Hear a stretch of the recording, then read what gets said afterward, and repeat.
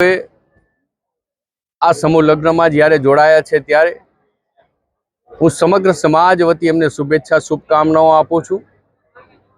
રાજ્ય સરકાર સમૂહ લગ્નને પ્રોત્સાહિત કરતી હોય છે અને એના માટે હવે જાગૃતતા જ્યારે વધી છે ત્યારે અનેક દીકરા દીકરીના મા બાપ સમૂહ લગ્નમાં જોડાતા હોય છે।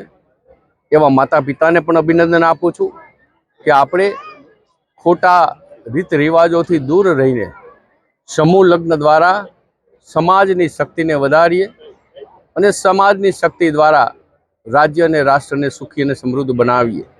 નવદંપતીઓને હું મારી શુભકામનાઓ શુભેચ્છા અર્પું છું। તેઓ ભવિષ્યમાં પોતાનું સુખમય જીવન જીવે, સાથોસાથ સમાજની સેવા કરે, રાજ્યની સેવા કરે અને સમાજ હિતના કોઈને કોઈ પ્રકારના કાર્ય કરે એવી એમની શુભકામનાઓ શુભેચ્છાઓ।